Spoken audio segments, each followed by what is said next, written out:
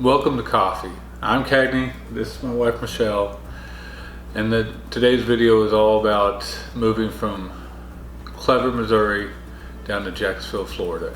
Everything you need to know about the move, how it went for us, the good and the bad, and the pretty ugly. So the first thing you need to know is Clever, Missouri is about 2,700 people. And we lived there for almost 11 years. We loved a little town, like you could walk outside in the middle of the night and nobody, like you wouldn't hear a pin drop. It was just a little farm town, super nice community, super nice people. Then we moved to Jacksonville, Florida, about 900,000 people. So it's a huge change for us. First, let's start with why we did it. So go ahead. I had a great job in Springfield, Missouri. I worked for a certain health system since I was 20 years old, and I loved it there, and had been part of a transport team for about 5 years, and then was told that it was no longer financially sustainable and they closed it down. And so I wanted to look for a new transport flight team to be a part of, and I've always wanted to live coastally, and Cagney has too since our mid-20s, and so it was time to just take the leap. Yeah, and it's definitely one of those things that we always wanted to try it for sure, and it's just one of those things that it always held us back because we've always had good jobs, we've always made good money. We just got comfortable. We're very comfortable in our line of work and what we were doing. And then once her team got shut down, it pretty much just like it was good timing. It was good timing. This is the first place that you look for a new job. It was like it was meant to be. I literally opened up Indeed.com and typed in transport flight RT and Florida, and popped up kids care team, and read their description, and it was like, well, that's meant to be. I'm gonna go there. Yeah, it's just one of those things that if it we talked about it, and pretty much she was going to put in for it, and it was like within that day they contacted her to talk to you about it. Yeah. So it just happened very quickly for us. I think from the moment we talked about it to the moment we moved was only 5 weeks. There was a lot of factors going into moving. Pretty much like Missouri, if it's kind of hit and miss, they don't really have to compete for employees. Yeah, so in Springfield, Missouri, there's like 2 major health systems, and one of them's like 9,000 and the other one's around 7,000, I believe.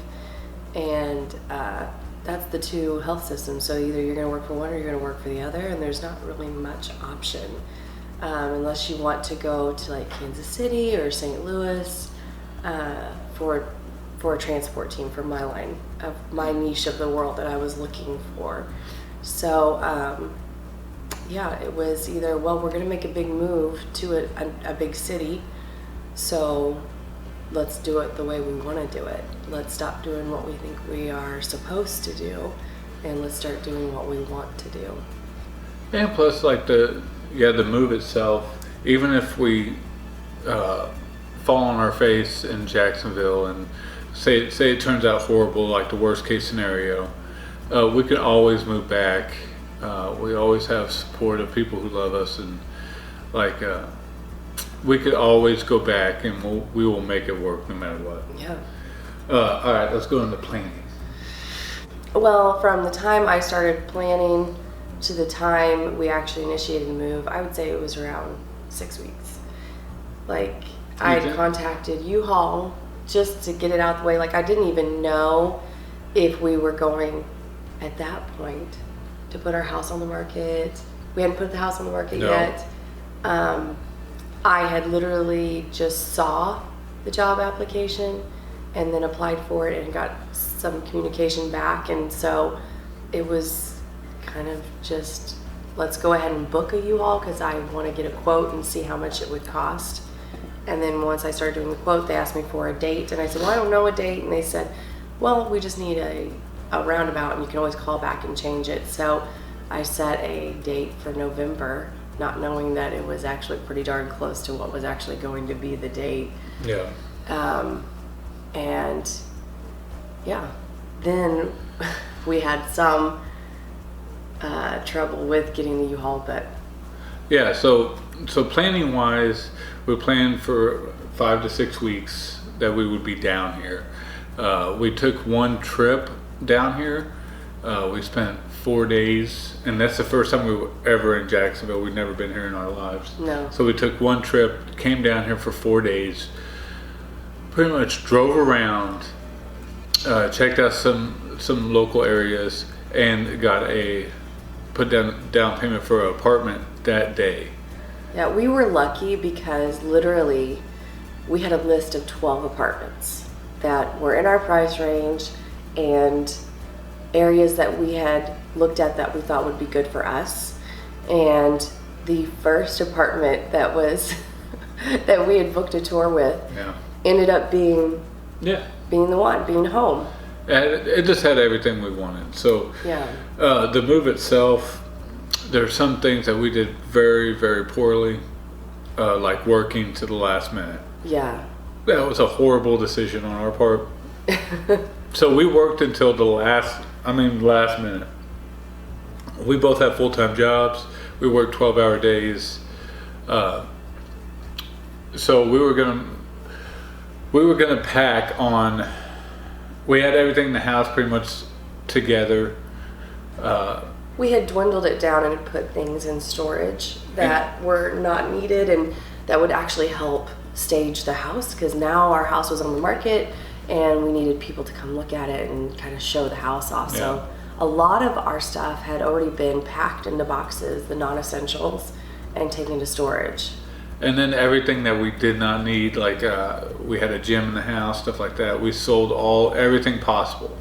Everything that you did not need to bring with you, I would recommend just selling it off, using that money for the travel or for financial travel. Yeah, definitely. I mean, if you haven't used it in years, just get rid of it. There's no reason to bring it with you.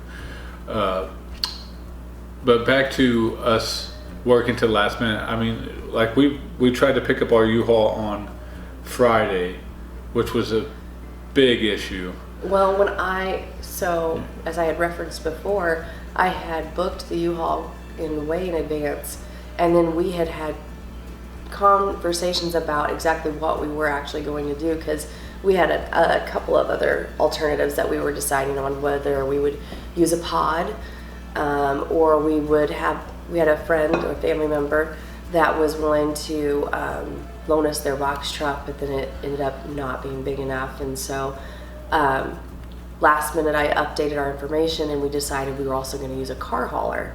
Well, that kind of, without us knowing it until the day of going to pick up the U-Haul, threw a kink in our plans, because they had booked us under the 24/7 share program. And with a car hauler, you can't do that because you need a representative there to help you check out the trailer and get it hooked on. And the place we were going to pick up our U-Haul thought there was an office there, thought that there was someone there like all day waiting in the office. It's like some U-Haul places do have. This place did not have one. So when we got there, they pretty much locked the keys in the back of the truck. You get a code, or you have to call for your code, and they unlock the truck. But when we call for the code, they seen that we had a trailer with it. Well, they have to go through the safety briefing for the trailer, and since someone wasn't there, it was going to take like an hour and a half to get someone out there to go through the briefing. And instead, we switched our order to another U-Haul company and had to drive like 40 minutes to pick it up there. Yeah, so our packing up day was already set behind by like 2 hours. So we were stressed, to say the least, because then we also had to work the next day. After we packed up the entire house, we still had Saturday and Sunday to work 12-hour shifts. So, with that being said, like stuff's gonna go wrong. Oh yeah. The whole trip, we had stuff go wrong every step of the way, but it was like one of those things that were like you just calm yourself and like just think your way through it. It wasn't that big a deal looking back. Yeah. I mean, like very stressful. You're trying to get stuff done. You have a certain time limit. You have other people helping you, so you don't want to waste their time. Yeah. It was very, very stressful. Our planning was that we were going to pack at night after work, which was a horrible idea. We should have just taken like a week off before we moved and had everything ready and took our time packing and moving, but we just didn't do it. Like we could have took that week off and packed for 2 days and then had like 5 days to drive down here and do our thing, you know, again, because we already had our apartment at that time. Yeah. Pricing wise, the U-Haul was about $1,600 with the car hauler. With the car hauler. Looking back, we had a company that would pack all our stuff, move it down here and unpack it for $5,700. Mm-hmm. But the best option for us looking back on it would have been the pod. It's called pods, where they actually drop off like a trailer, like an 18-wheeler box, and you fill it up, and then they come get it. They bring it down here and drop it off. That way you can just unload it. And this would have been only like $500 more. Yeah. And it would have been totally worth the $500. Yeah. That way you didn't have to drive the U-Haul. You didn't have to, you know, you didn't have all these people trying to communicate. Because I was driving my truck, pulling a car. Her and my dad were driving the U-Haul, and my brother and his wife were following us with their Tahoe. And so we were trying to communicate the whole time, which it worked out fine. And it was nice having extra people there because something happens, something breaks down. The pods would have been the best option by far, because then you could have just gotten in the truck, gotten the Tahoe, and we could have just drove down here nice and slow.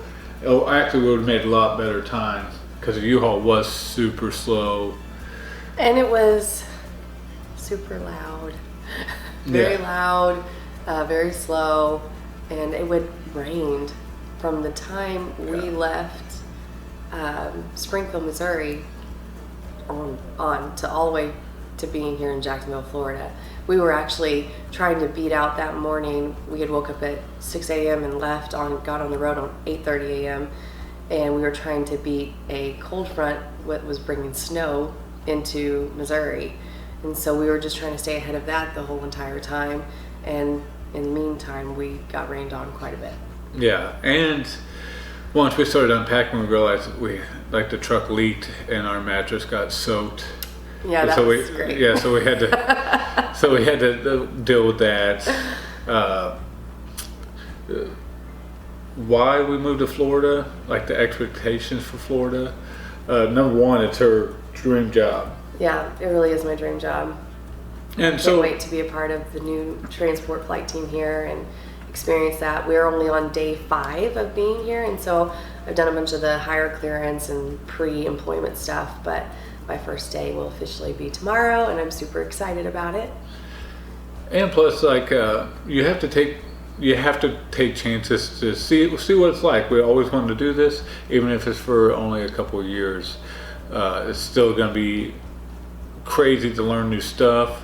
We already tried like a bunch of new restaurants, new types of food. It's totally different from what we're used to. There's so much to do already. We actually so we moved in on a Tuesday, and we were all extremely tired and sore from climbing the bazillion stairs because we're on the 3rd floor. So of course there's 2 flights of stairs that everybody had to get through. So we all walked around like 80-year-olds the next day. But we got to take the family to St. Augustine, which is a very historical town with lots of historical architecture, and that's just one of the opportunities we're going to get by being down here and getting to see the sights and living in a vacation state. So. Oh yeah, for sure. My final thoughts on it are: number one, I would have went with the pods. Number two, I would have took more time off of work and just took our time getting things ready. I think they were really gonna love it. Yeah. If you never change anything, nothing ever changes. And so sometimes in life you just have to take a leap. For us, lots of anxiety. We know ultimately that this is a good growth opportunity. We saying goodbye to family on Thursday morning was probably one of the hardest things I think we've done. Yeah. Because they are a sense of comfort for us. We have always been in the same town and been 30 minutes to 2 hours drive time away from them. So we're just trying to keep in mind that yes, it's farther drive time, but maybe it's just a 2-hour flight now, and we won't be able to drive as quickly to get to them, but we still can get to them. And that brings a sense of comfort to us. Oh, for sure. For sure. But yeah, if you take a leap like this and you're relocating from a state that you've always lived in because you've always had family there and all your friends are there and you're afraid to make that jump, but you feel like you need to, do what you feel like you need to do, what you want to do, because if nothing ever changes, then nothing ever changes. So you gotta be willing to just live your life. Like, if no matter what it is that you want to do, just try to do it, even if it's like a side hobby at night or whatever. And plus, like, if you want to live somewhere, just like she did, we wanted to live on the coast, and it took her literally like one day to really look into it and find out that she had the opportunity to do what she wanted to do. And I think that's awesome. It's a huge change for us, and it's amazing for us, and it's scary for us, and it's all those things wrapped in one. But just know, if it doesn't work out, you can always it's easy to go back. Go back. Yeah. Because you know the lay of the land that you left from, so it's not as hard or difficult to get there as it is to someplace that you've never been. It's not as scary. So that is a great comfort, is knowing that you can always go back. It's not that big of a deal. Just try something new, and if it doesn't work out, it doesn't work out. But if it does, what if it does? So you never want to play the what if game of not doing something and regretting it. Yeah. It's the things you don't do in life that you regret at the end of it. So just shoot for the moon, and sometimes you land on a star. Yeah. All right. I hope this helped out somebody. We're going to do more videos like this where we just pick a subject that we're dealing with and we talk about it, because, we're not the only people dealing with this right now today. There's probably 1,000 people out there relocating. Even if it's like across the city, they're just going to a different area. They're still relocating, and they're dealing with all the same stuff, changing schools, dealing with all the same stuff we are. And so hopefully this helps somebody. If you like it, leave it a thumbs up. If you want to leave comments or a subject that you want to hear us talk about, leave it down below. And subscribe if you want to. We'll have lots of new adventures coming up as we explore Florida and what it provides us, and you'll definitely learn everything about Florida. We're doing a workout series. We're doing a Learn To series where I learn how to cook, I learn how to surf, skimboard. We're going to learn how to deep sea dive. We're going to go on crazy adventures. We're going to explore Florida and document everything. We'll document St. Augustine, we'll document Rainbow River, we'll document all these places that we've never been before. So it's pretty much us learning something new. We're taking you guys along for the ride. Yep, and we're doing a podcast. So I hope you liked it. Thanks for watching.